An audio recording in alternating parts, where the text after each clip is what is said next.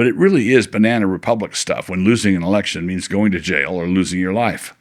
Of course, you want accountability. Of course, there has to be consequences for bad behavior, including bad behavior at high levels. Of course, wait for it, no one is above the law.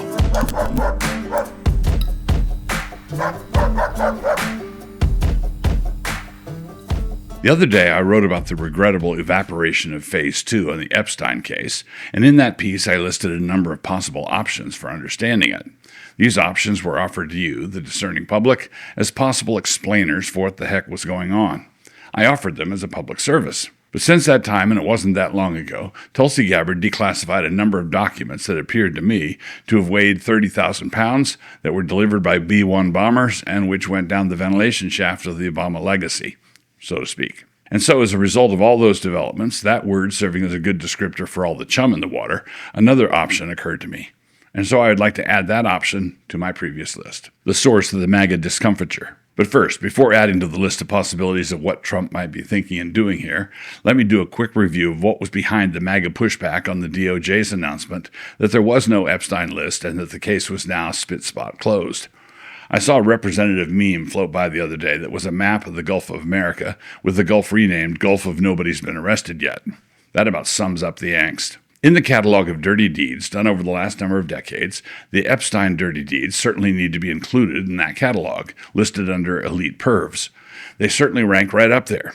But they were by no means the most gaudy or grotesque misdeeds perpetrated against the Commonwealth. There are a number of others, a few of which were in plain sight, and which we will get to in a minute. So out in the MAGA world, Epstein was not being considered as the worst criminal. He was merely being considered as one of the most obvious ones. Epstein was considered to have been low-hanging fruit, and the rhetoric of the Trump campaign and administration had greatly encouraged the idea that this was indeed low-hanging fruit. So the consternation was not over the fact that there would be no prosecutions related to Epstein. Rather, the fear was that this was signaling the fact that there would be no prosecutions related to anything or anyone for any reason. And that was taken on board as a worry that the deep state had reasserted itself and would be allowed to continue on merrily. Consequences are for the little people, and the dirtmeisters of official Washington are impervious to our low opinion of them.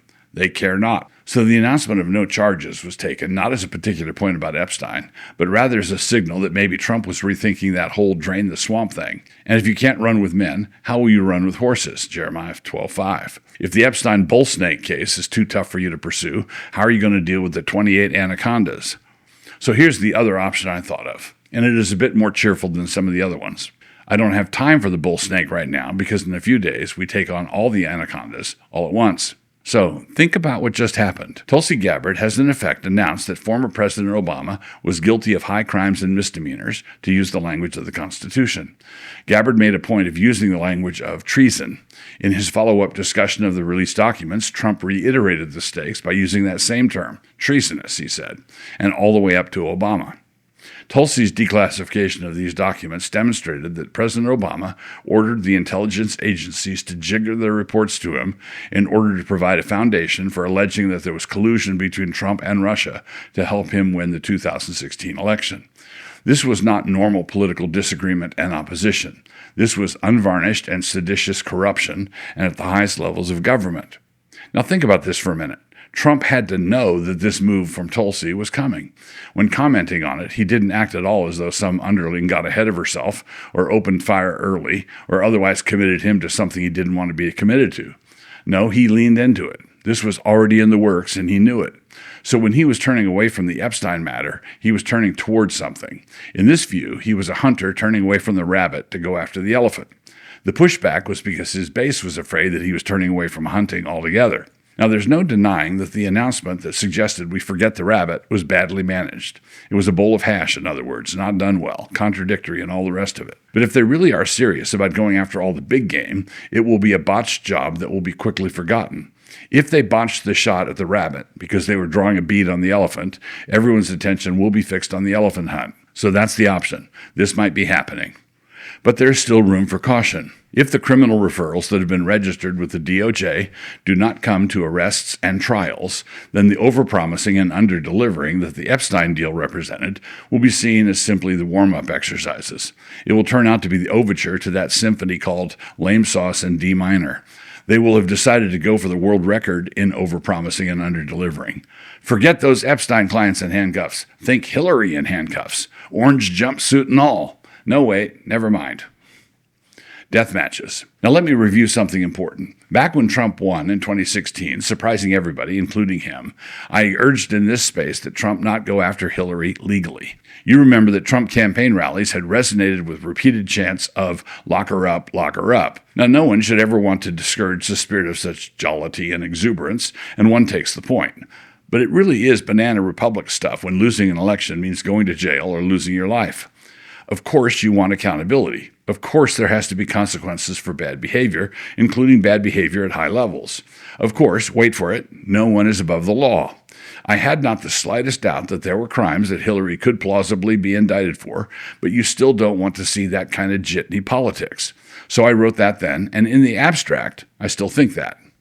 However, on the other hand, so when a particular set of cultural expectations takes root, a culture of using the legal machinery of the government against any and all political opponents, you have already lost your republic. It is already gone. When one major political party, one that periodically has actual control of the government, adopts this as their standard operating procedure, you are not protecting your civic norms by refraining from this behavior yourself.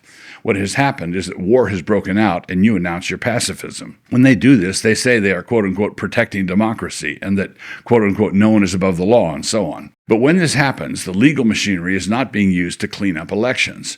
Rather, it is ensuring that all elections will get progressively dirtier. Every election is now a death match, and that does not encourage a spirit of sportsmanship and fair play. So my argument back then was that the good guys should do whatever they could to keep our elections from turning into a death match. That was my thinking back at the time. But what happens when the other side unilaterally makes the decision to make every election a death match?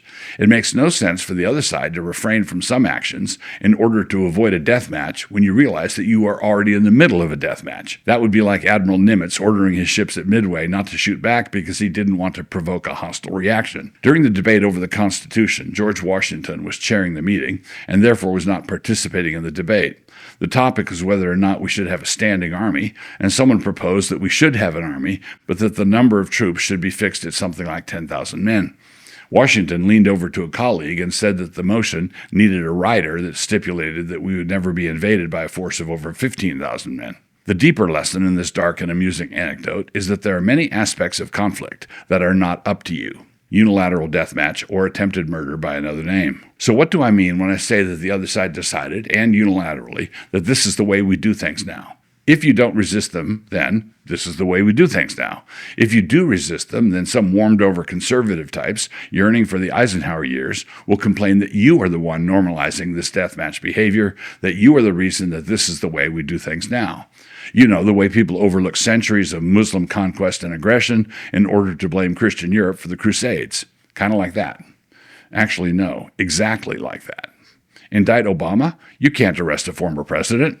We don't do things like that here in America, except for the time we just did it to Trump. You can't have the FBI raid a former president's house, except for the time we just did it to Trump. You can't expect high-level dignitaries like Obama and Hillary to submit to the outrage of having their mugshot taken, except, as I seem to recall. Let's not even talk about attempts to ban Trump from the ballot in multiple states. Let's not talk about the attempts to circumvent the Electoral College with a popular vote pact between states. Let's not talk about the 2 assassination attempts. Let's not talk about all the other stuff. All the civic norms that should be supported in an ordinary time by ordinary people in an ordinary country have already been shattered and are in thousands of pieces on the floor. If nothing is done with these criminals now and they win another election down the road, then there will be nothing whatever restraining them. We will have established this pattern as our new normal. Every political contest will be between a leftist who is an MMA fighter and a conservative who has bound himself to abide by the rules of wrestling that he learned in his hot stove wrestling league back in 3rd grade.